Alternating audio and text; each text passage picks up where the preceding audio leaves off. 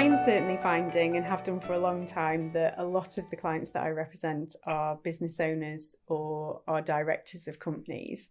And I know that you find the same, and that there are particular things Absolutely. that they need to consider, aren't there? Oh, yeah, most definitely. So particularly when a business owner has a new relationship and they are perhaps have a word with their accountants. Accountants love to advise business owners to pass shares to their spouse or partner for tax reasons, really, which is great, except for that business owner really needs to bear in mind what could potentially happen if there was a fallout and breakdown in the relationship. So making sure that they have things like shareholders agreements. And advice on the same. Oh, absolutely. Yeah, most definitely.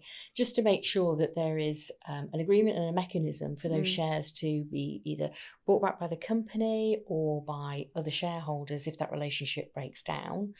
But also they need to consider things like prenuptial agreements and postnuptial agreements. And I know that you've been seeing a lot of clients. Yeah, I mean, it's an increasing part of my practice, whether that is a business owner, whether it is a second time round. And for a number of people, I've represented them on their divorce and then they're getting married again and they want to try to protect what we fought so hard to get. But a lot of them are business owners.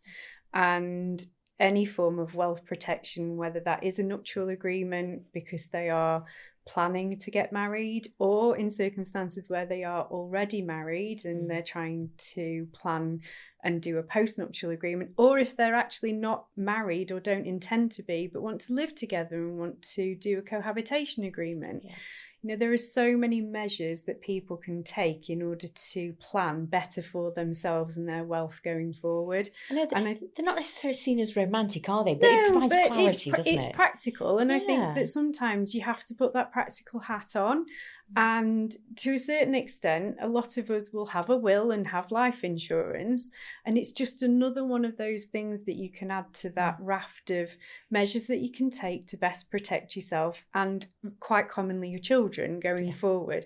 Because I must admit that if it is a second relationship that is being formed, one of those very important drivers is always trying to protect their own assets for their children, because blended families are ever increasingly common, and it's about making sure that everyone's open and transparent in terms of those steps that can be taken to protect everybody in the family. I've certainly seen a lot of clients that are interested in postnuptial agreements where their parents or even grandparents are looking to inheritance tax plan, looking to make lifetime gifts, you know, and passing it down the family, but they want to make sure that it stays within family in the event that that relationship breaks down. So a lot of the drivers that I've seen have been older generations, just looking to make sure that generational giving is it's such a common thing. The bank of mum and dad, the bank of grandparents providing deposits for houses.